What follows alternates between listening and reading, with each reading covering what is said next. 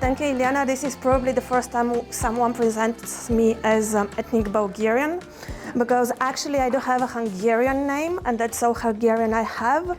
I have Bulgarian, Armenian, and Greek, both, and Jewish education. So, starting with this personal introduction, thanks again for having me today. Now, actually, I'll tell you something personal. One more personal thing. On my way this morning to the venue, coming here, something attracted my eyes, and this is a letter from traveling writer, and this traveling writer is posting letters around cities, and this is a letter posted by him in Brussels. And because I like to see science and messages around me, I think this is a really nice science, because, you know, cities, traveling writers, migration, there is a connection between all this. And this is my science for today, and I really wanted to share this also with you. But actually I will start, as Ileana told you, I'm also a university teacher, so I like asking questions. So I will start with a question for you. Can you share with me the first word that comes to your mind when you hear migration or migrant? You can just say a word and I will repeat it. Come. Come? Come. Okay. Integration. Integration, okay. Inclusion. Inclusion. Slowly. Slowly. Outsourcing. Outsourcing. Discrimination. Discrimination, okay. Something positive, huh? Opportunity. Positive, no? Yeah, it's up to you, but I prefer positive. Anyway. Chances, yeah? Diversity, okay. An opportunity. Okay, so we have enough words. Thank you. I'll come later again to the words, your words, our words. But let me start. Let's start more theoretically now. Actually, migration, it's probably one of the most sensitive European policies. Why? Because migration is about crossing borders. From one side, real physical borders of the states.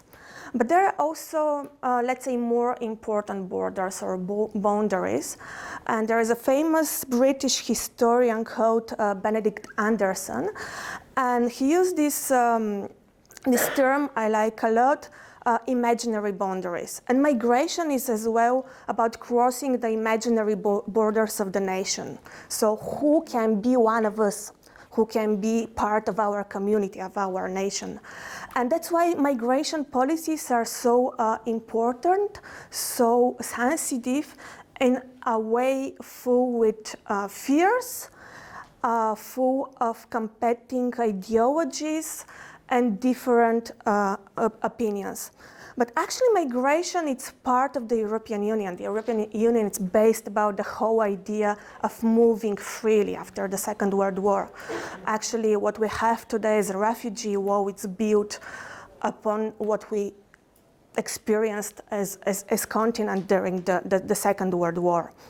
So migration is deeply rooted in the whole idea of the European Union. But the nation states, because we are still living in a nation state, are really afraid of giving this sovereignty to the European Union to decide who can cross the borders, not only the state borders, but the borders of our nations and societies. When we speak about migration policies, there are two opposite and really opposite, dramatically opposite logics. The first one is the free movement within the Union. The idea that as European citizens we can freely move within the Union. But if we can move freely within the Union, we'll have closed and strong borders, external borders.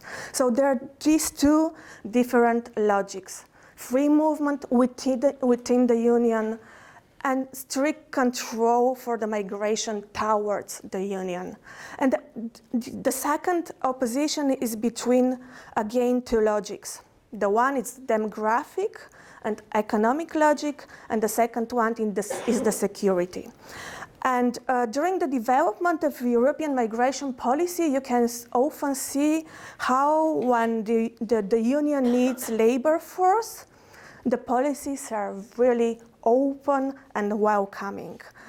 But then when we have, for example, this is, for example, the period just after the Second World War, European societies need labor force.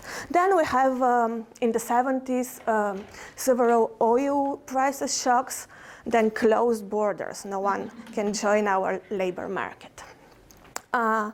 But this is just about economic logic.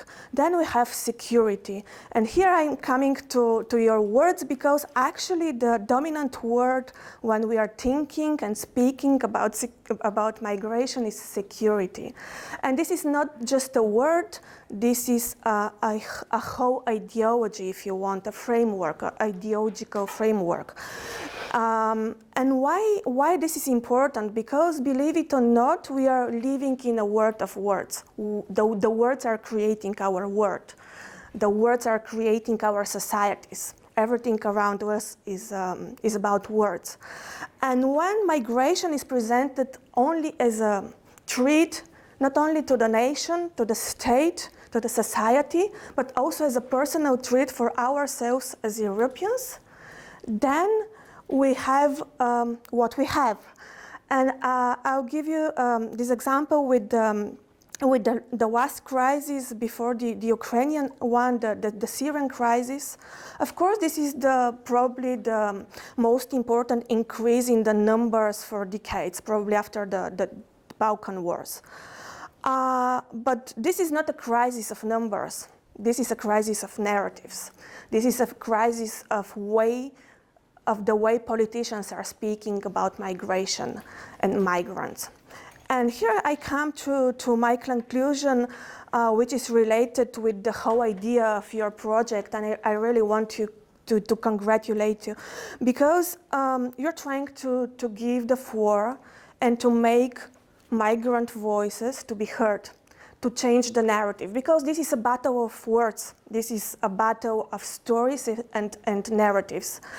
And I'm coming back to this, that I'm ethnically diverse but still Bulgarian citizen, because citizenship is really important. There is a word we use in social sciences, denizenship. Denizenship is something between not having a citizenship and being a citizen. And those bodies, consultative bodies, are on local level, are an excellent example of denizenship. But this is in terms only of understanding of the citizenship as a legal link between the individual and the political entity. But citizenship is much more than that. Citizenship is about participation, about being active and making your voice being heard. So thank you for making migrant voices to be heard. And I'm sure we'll win this battle one day. Thank you.